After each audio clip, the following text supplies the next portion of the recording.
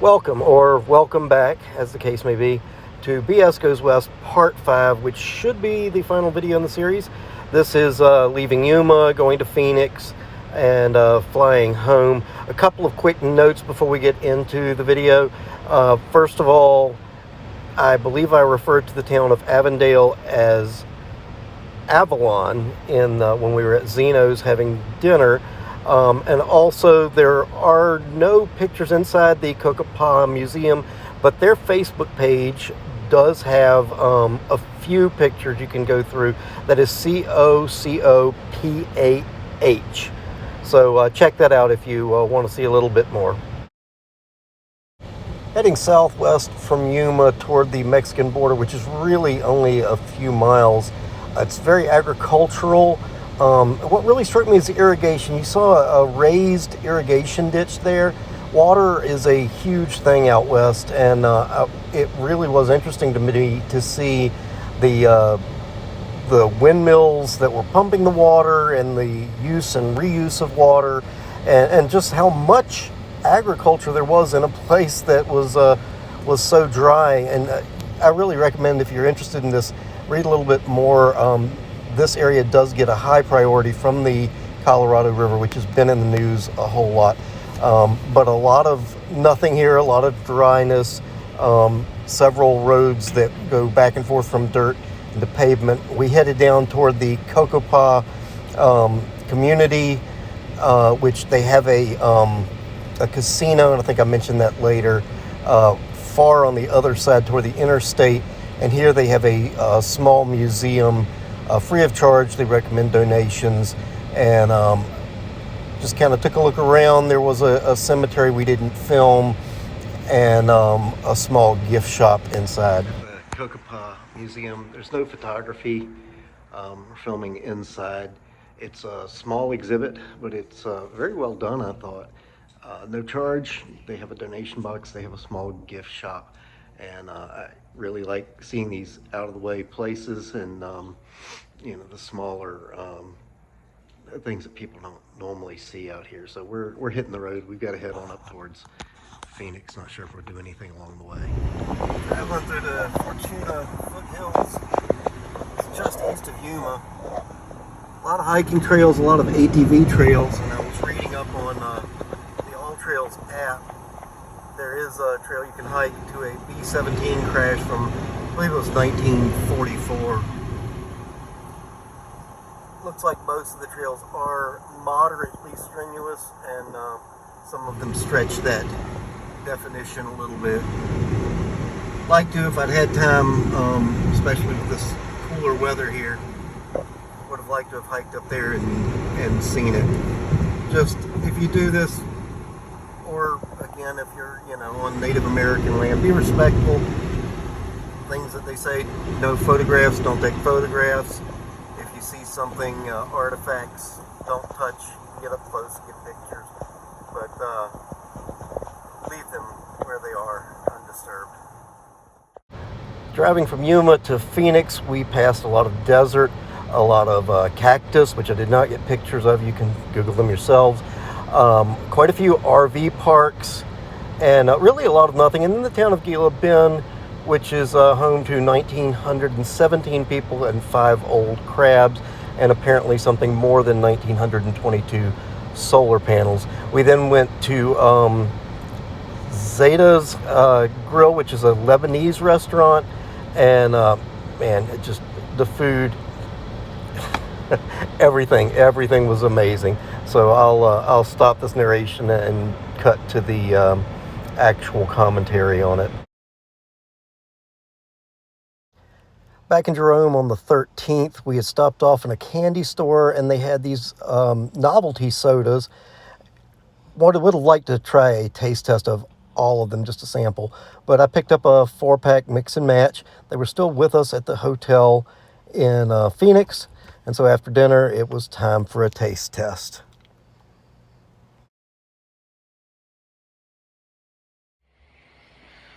So I can't take these drinks with me. Don't have room in my bag. Gonna try them all, not gonna drink them all. But some local and novelty, unique drinks that we bought in Jerome. The first, and these are more or less room temperature. They've been outside, so they're not hot, but they're definitely not cold. This is Dang That's Good butterscotch root beer, gluten free, caffeine free.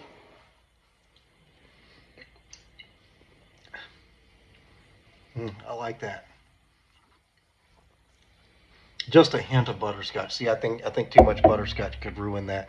Um, but it's a root beer sarsaparilla type taste with a hint of butterscotch, and not overly sweet, which is something that okay. Root beer, Root 66. That's clever. Root beer 66. Yeah, real cane sugar, caffeine free. Get your kicks with Route 66 beer.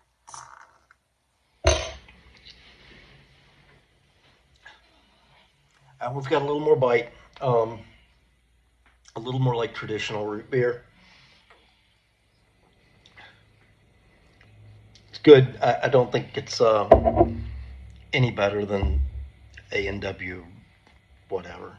Um, I'm having a tough time between these two because I want to do the least sweet flavor first. So let's see. Started with those. This one is the Frosty Blue Cream Soda since 1939.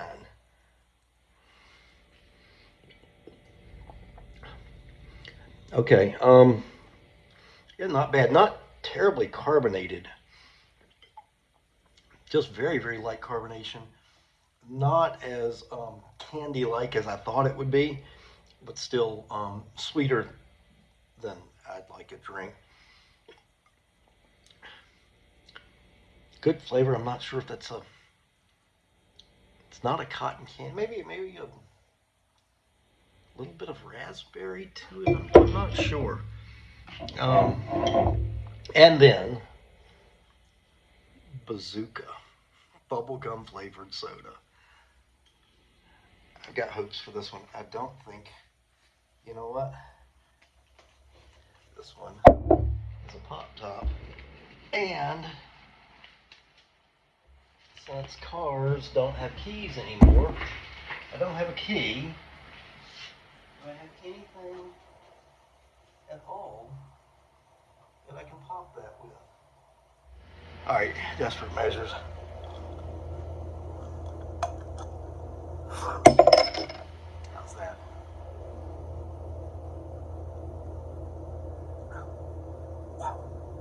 Okay, it's very sweet, and I do kind of taste the bubble gum, but it's got a I don't know. There's something wrong with this. And you're wondering why I keep drinking it. I think you need several, try at least three.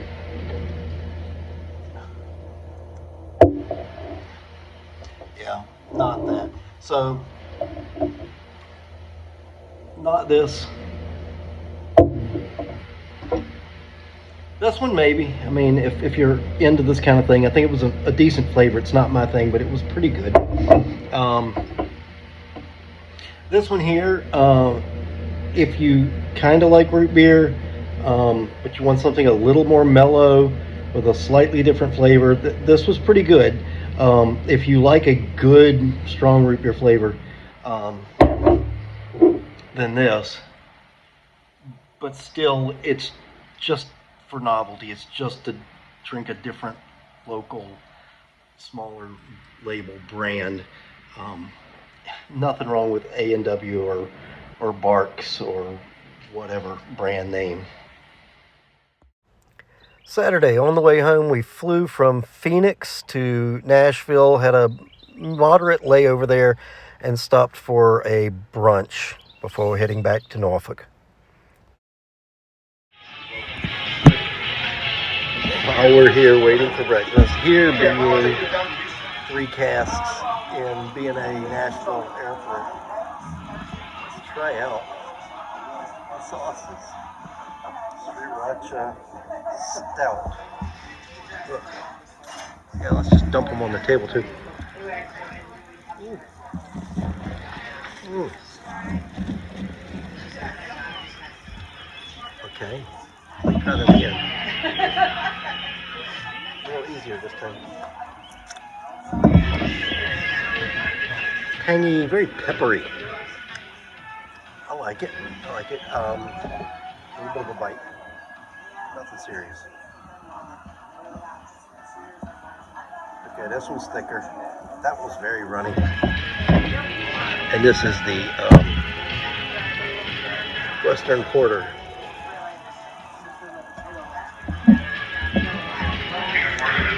Okay, that's what I think, like Midwest, Memphis, whatever. It's sweeter with your sauce. And then this is apple pie barbecue sauce. Okay, thickness in between the two. Ooh. Okay, yes, that's, you can taste the apple. That's a very sweet one. Sweet and a little bit of vinegary. Good stuff. That was fun. Hopefully our real food gets here soon. Breakfast is here. Look at that. That's the hash. Wasn't really sure what this is going to look like. The description just had so many things in it. Okay. Oh yeah. And I did. This is the hash. Add 2 eggs.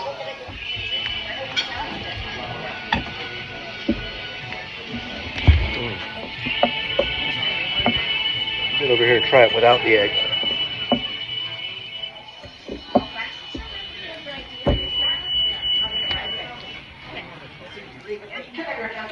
Get some of the slaw. Hot slaw. Well, she's trying the barbecue sauce. She got the eggs Benedict with the hash brown casserole. And she's using the, which one did she get? The Western Porter. Not a bad choice. All in all, this is good. Not Eastern North Carolina, it's not tangy, but I can throw stuff on there. And yeah, I definitely think add the eggs. I don't know if you can see it better there when I pull the eggs off. That's like a, I can't remember, chipotle sour cream or something spicy. The hot slaw doesn't taste all that hot, of course. Okay, I'll probably throw some sauce in here after that.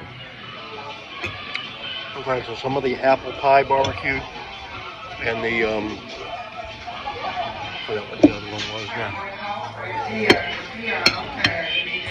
The Sriracha Stout. Both of those on here. Now we're talking. Now we're cooking with gas.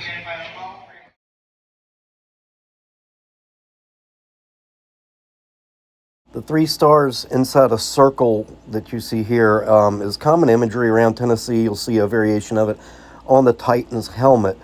It comes from the Tennessee state flag. In 1917, National Geographic reported that the 3 stars represented Tennessee being the 3rd state admitted to the Union after the original 13. It's a pretty good story, but it is fake history. So what could it represent? Another reported but false symbolism is that the 3 stars represent the historical capitals of Knoxville, Murfreesboro, and Nashville. Being a big music state, the 3 stars could represent all kinds of things in that vein. For instance, Jimmy Jamison, Haley Williams, and Tammy Wynette, all musicians, great singers who moved from Mississippi to Tennessee. Or also Jimmy Jamison, Jeff Buckley, and Isaac Hayes, great musicians who died in Memphis. Unfortunately, there are a lot of others that fit one or the other, or in Elvis's case, both. of those. So I don't think that's true. Also, you could throw out there maybe it's the difference in height in feet between Dolly Parton and Alan Jackson. Any ideas? Anyone? One of the best and worst theories I've heard is that the 3 stars represent the number of teeth in a full set in Sneedville in Hancock County. Seriously, don't think that one's right. Those 3 stars could represent the 3 presidents that came from Tennessee, Andrew Jackson, James Polk, and Andrew Johnson. Would also explain why Lamar Alexander was doomed to fail because no one wanted to change the flag. The most likely possibility I've heard is that the 3 stars come from a Yelp review of the Tennessee Titans offensive line. Not sure, but it sounds good to me. In the accurate, relevant, but highly implausible category, I'll also throw in that it could represent the number of hours it takes to drive the 2 miles of Route 441 in Gatlinburg during tourist season, or possibly the number of double letters in the state name, or the number of syllables. I don't think any of those was right. For the NASCAR fans, how about this one? It's the number of words that the average northerner can understand from a Sterling Marlin interview. And as an aside, our thoughts and prayers go out to Sterling Marlin as he fights Parkinson. I came across a website that said 3 things Tennessee is known for, and I thought this would be really appropriate here. But the answer was music, whiskey, and the Great Smoky Mountains, which is a great answer. But I think the list should really be longer, so I'm going to throw some things out there, and you guys pick 3, all right? So for music, you could break that down and have Nashville, which is country music, Beale Street in Memphis, and Bristol, which is the home of country music. In terms of whiskey, I think you could do food and drink. Another drink from there is Mountain Dew. In terms of food, Nashville hot chicken, which is really big right now, Memphis barbecue, Bush's baked beans from there, East Tennessee fried pies, Appalachian stack cakes, and moon pies also were from there. And the Great Smoky Mountains, the most visited park in the eastern U.S., but in that area you have Dollywood and Pigeon Forge, Gatlinburg, all of that, and just many other great places to visit in Tennessee. So pick 3 and there's your answer. The absolute dumbest theory I've heard is that the 3 stars represent the geographic regions of eastern, central, and western Tennessee. I don't know why anyone would think that. Our brunch over and our layover in B&A almost done. Leave you with these parting shots here. It's a small airport, but not tiny, and some good food there. I always like to get shots from the air and see what things I can recognize. And in this case, coming home, there's the Spirit of Norfolk. And I'd like to talk about that just briefly. I worked on the Spirit of Norfolk back in the 90s, and there's a lot of wrong information out there in the news. The Wikipedia article is wrong, so just briefly, the one that burned up last year in the fire, and thankfully with 100 kids on board, no one got hurt, was the 4th Spirit of Norfolk.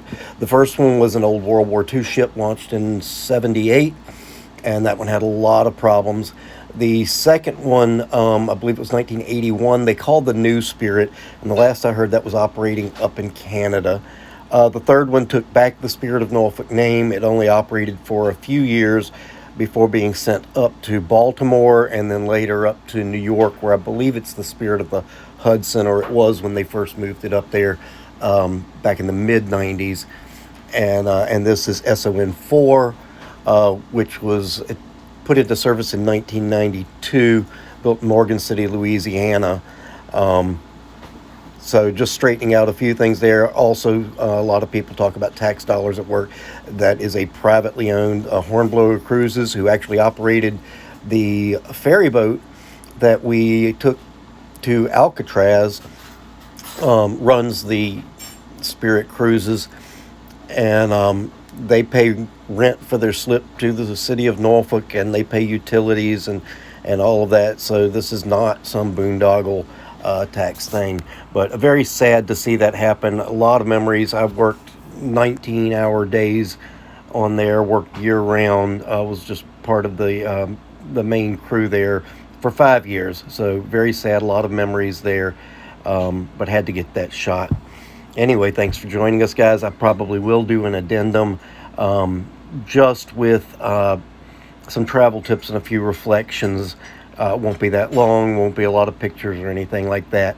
But this is the end of the main video series, and I appreciate you guys joining us, and eat well and be well.